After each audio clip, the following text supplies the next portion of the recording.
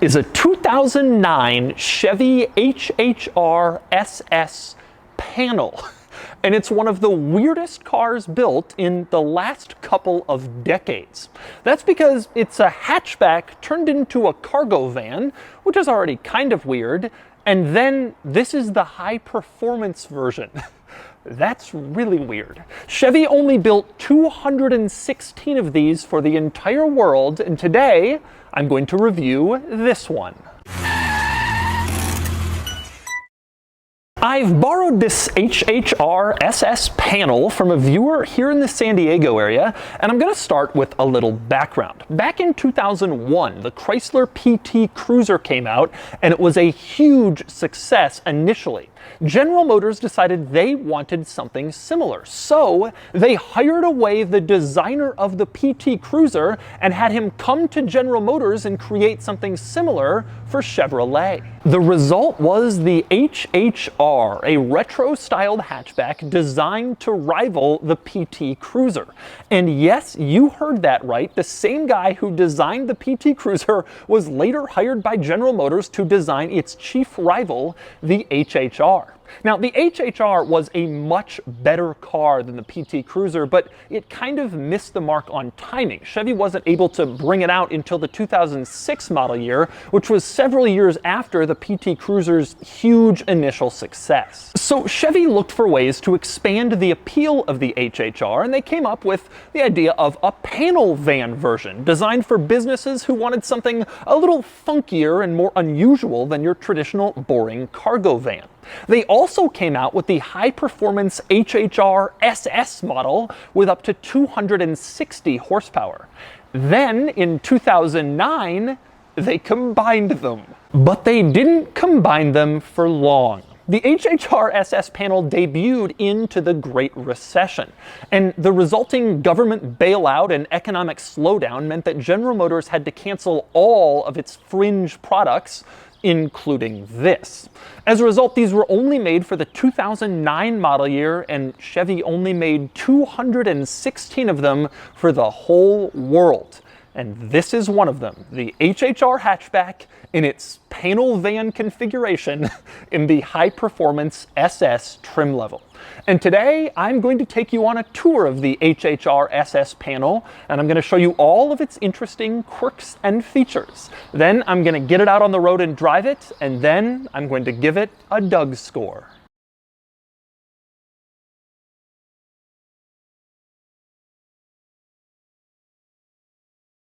Alright, I'm going to start the quirks and features of the HHR SS Panel in back. Now, like I mentioned, to create this, they took the regular HHR hatchback and turned it into a cargo version. And they took that transformation seriously. There's no seats. They've been completely removed to give you as much cargo space as possible. And you have a large cargo floor back here, a hard surface, no carpet, so things can spill. You also have the glass removed, so nothing breaks if it rolls around and hits it on the side. This is a real cargo vehicle back here. And there were quite a few adaptations made to convert this from a consumer passenger hatchback to a cargo vehicle. For one thing, in the back you have this panel on the floor. You can lift that up and there is extra cargo storage back there, which is nice to have, of course. Another nice item to have back here on the passenger side near the tailgate is a lock-unlock button. Instead of having to reach around and grab the key fob to lock it, you can press this button while you're loading or unloading cargo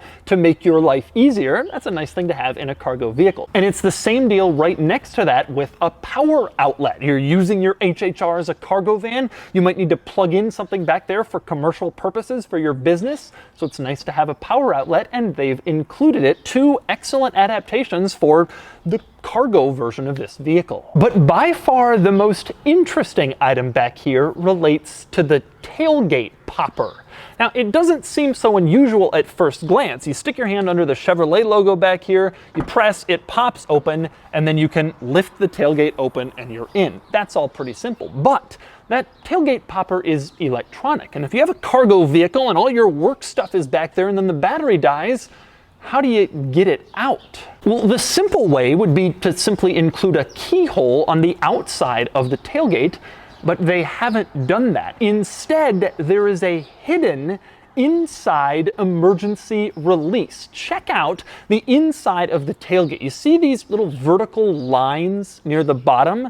They're kind of a crappy looking plastic trim, except that one of them has a secret. All of these lines are just molded plastic, except this one, you can remove it and reveal an emergency manual release for the tailgate. So this is a dummy piece of plastic molding. It's like a hidden door in some crazy old mansion from a murder mystery movie. I've never seen anything like this before. A false piece of plastic molding that actually reveals a purpose if you take it off and you know where to look. That is sneaky. But maybe more interesting than the rear axis in the HHR panel is the side access. Now, the regular HHR hatchback had rear doors, of course, because it had rear seats and that's how passengers got in. But the panel version doesn't have rear seats, and yet they've kept the rear doors, but they're a little different. As you can see, they're just a panel. They have no window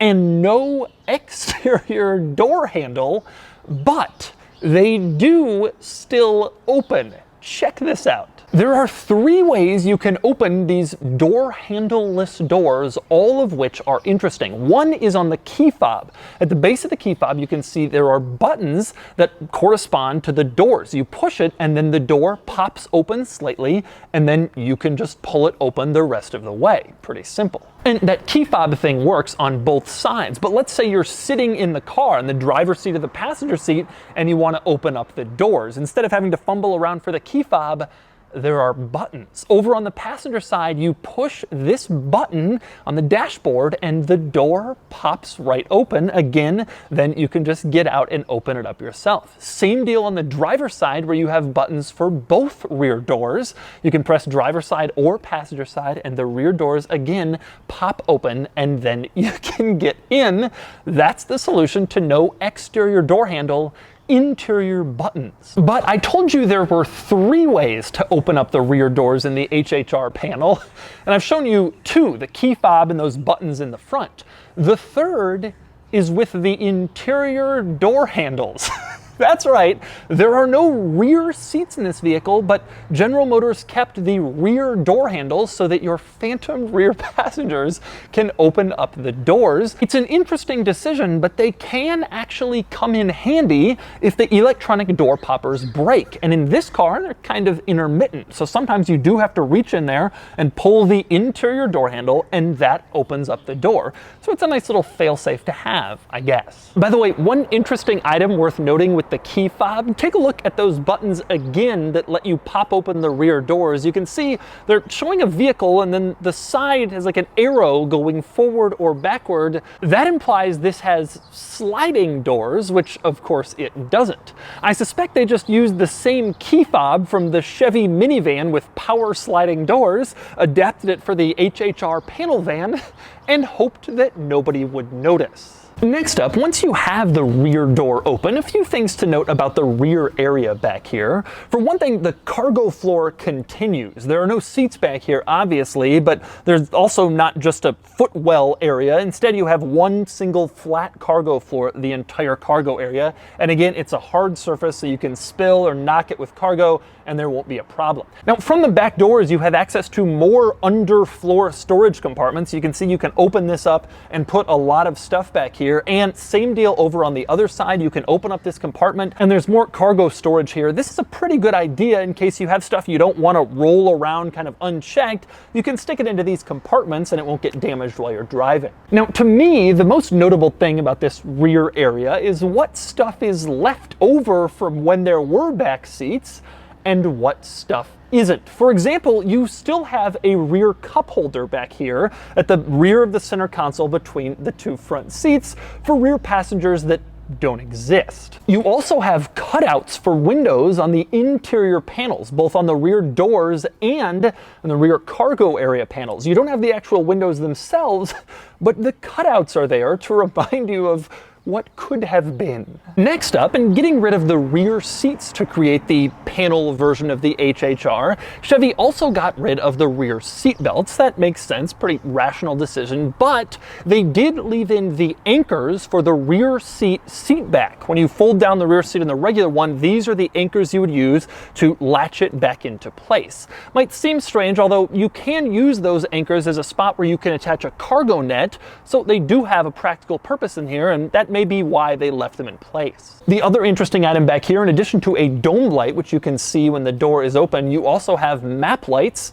and individual ones. You can push a little button, turn on the left or right map lights to illuminate the maps for the rear passengers that don't exist. So there are some holdovers and some changes they made. Very unusual to see. But anyway, when you're done loading in cargo, or in our case, just checking out the rear compartment, you close the door, and then, well, you better be sure you want the door closed, because it is a bit of a hassle to open it again. You have to either go back to the key fob or press those buttons or reach inside, none of which is as easy as just pulling an exterior handle. And next up, we move on to the front of the HHR SS panel, where you forget some of the panel components and you move on to some of the SS items, like this little screen on the dashboard. Turn on the SS panel and it starts up by saying SS turbocharged, just to remind you that you're in the cool version. Now, in most HHR models, this area was a little cubby where you could store stuff, but in the SS, you could option this screen,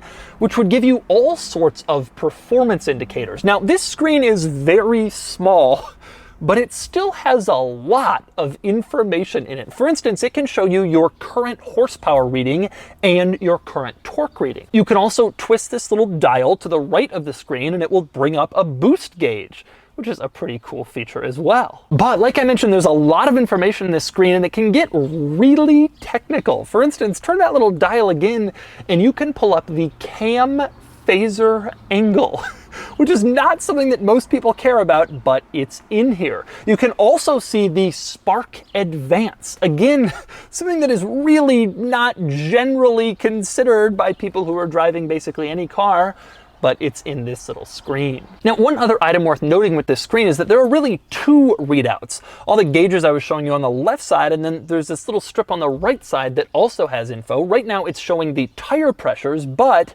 if you push in the little dial to the right, you can adjust this part too. You can go from the tire pressures to various other gauges, including the barometer, which will show you barometric pressure in the environment outside. I think they had run out of gauges, so they decided to just stick that in there.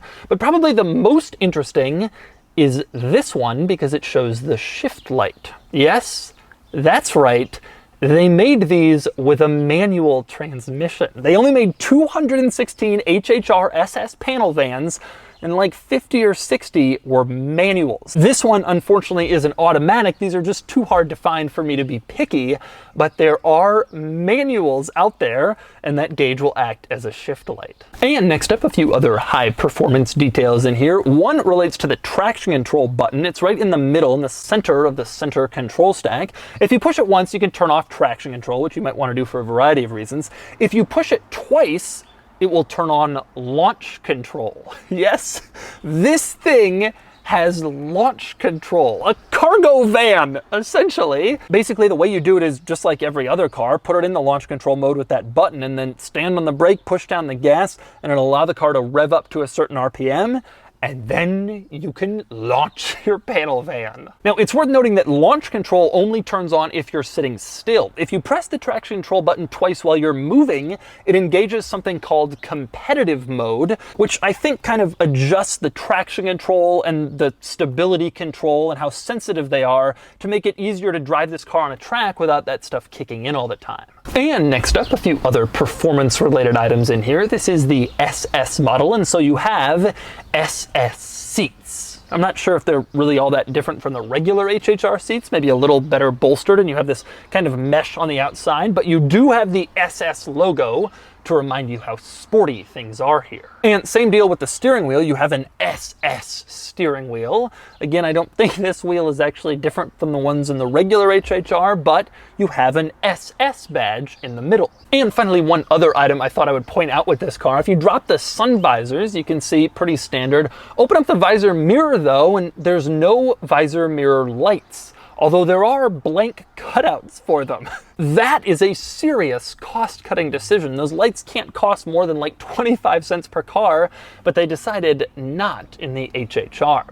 It's funny then that they left in the rear map lights for rear passengers that don't exist. And finally, we move back to the outside of this car, where I want to talk about some of the exterior changes. Now, the most notable change from the regular HHR is the fact that this one is the panel model, which means it doesn't have any side rear windows because it's intended to be a panel van, although it does have a rear tailgate window, as I already showed you. But there are more exterior changes than just that, because this is the SS version, which had quite a few updates over the regular HHR. Now, one is the larger wheels. This has bigger wheels to emphasize its sportiness, of course, and you also have red painted brake calipers in there too. Now, another major change was the SS badging. You have SS badges on the front doors, as you can see, to let people know that your HHR is special, and you have another SS badge on the tailgate in back. Same deal there. But the most notable exterior upgrade was undoubtedly to the front bumper.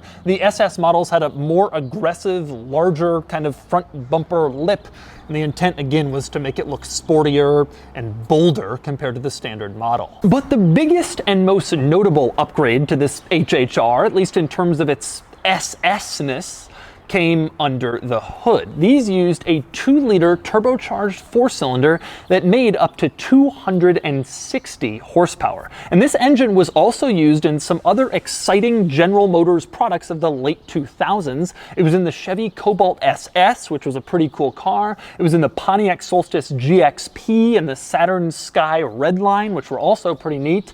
And this was the powertrain in the Fisker Karma. The gasoline engine in the Fisker Karma was this 2-liter turbo 4-cylinder, also used in the Chevy HHR SS. Now, it's worth noting that this particular engine has been replaced. This 2-liter turbo 4-cylinder had problems with the timing chain tensioners and it would destroy the engine. So this one was replaced with a slightly updated version, but still about the same power output.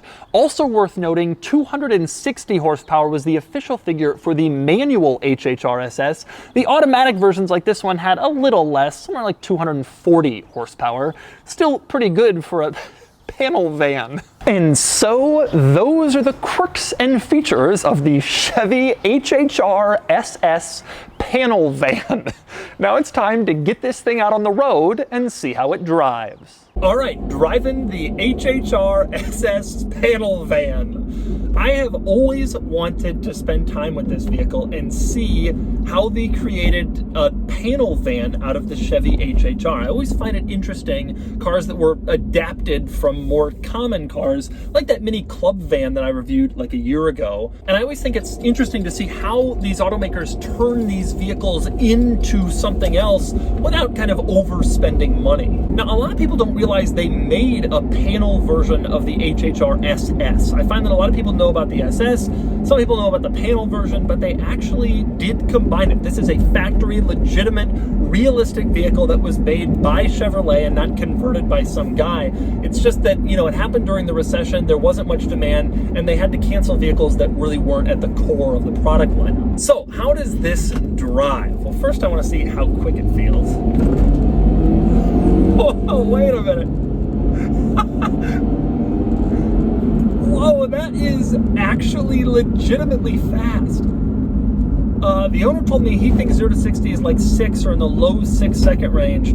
For a panel van, that is one of the craziest things. And you know, this vehicle is 10 years old, it's got over 150,000 miles on it. You would think maybe it would start to feel a little slow. It doesn't. It feels fast, it feels fun, it feels exciting. But I can't believe how fast it felt just now, kind of zipping around here. Woo! It takes a second for the turbo to kick in, but once it does, you are going and you are going fast. This is a zippy little vehicle. I wonder how it would feel if it had like a dual clutch and get it a little bit quicker even, as opposed to this traditional automatic. Woohoo! In terms of handling, it's fine. I've driven HHR SS's before. This one is really not any different. The panel version, wasn't really expecting it to be. They're a little top heavy. The steering is a little bit sluggish. By modern kind of hot hatchback standards, this one doesn't really rate up there. It doesn't really feel all that sporty or spry. It does feel more spry and more exciting than a regular HHR, and certainly way more than a Chrysler PT Cruiser, but it's just not particularly engaging or exciting by modern standards. Now, the owner of this car told me that the first owner actually did use it for like a business purposes and would transport cargo around for his business. And it is a practical vehicle for that. It's just that it's a rather unusual one, of course, owing to a very, very select group of buyers. Ultimately, this vehicle is fun and exciting and interesting on multiple levels. It is actually enjoyable to drive. No, it doesn't feel like a modern GTI, but it's reasonably sporty in terms of handling, and I think it feels really quite quick. Impressively so. I just wish it had a slightly better transmission and maybe more modern kind of updated suspension. But it's also cool because it's really practical. If you don't need back seats, if you need a cargo vehicle, what's better than a turbocharged like hot hatch for a cargo vehicle? And then it's cool because it's rare. I mean, you're never gonna run into another one of these. And ultimately, I find this to be pretty cool and pretty exciting and fun and weird and quirky. And so that's the Chevy HHR SS Panel, one of the few high-performance panel vans you will ever see.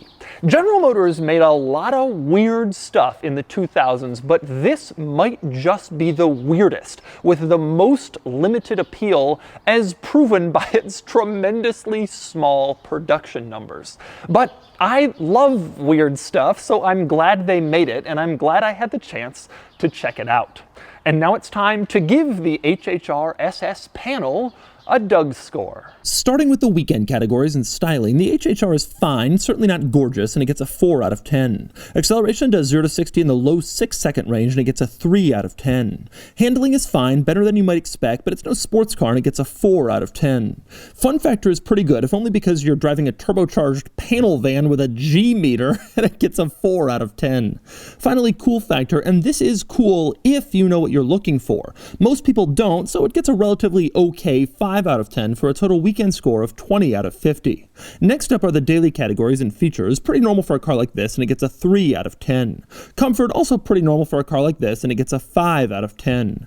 Quality is low, the interior isn't very nice, and also these powertrains had some major issues from the factory. It's below average for sure, and it gets a 4 out of 10. Practicality is good, lots of cargo space of course, but only 2 seats hurts it a bit, and it gets a 6 out of 10. Finally, value, and these don't really come up for sale, so it's a bit hard to assess value, but when they do list, owners often ask a huge premium for rarity, often in the neighborhood of $15,000. Then again, that premium might be warranted considering the unusual experience here. Either way, it gets a 6 out of 10 for a total daily score of 24 out of 50.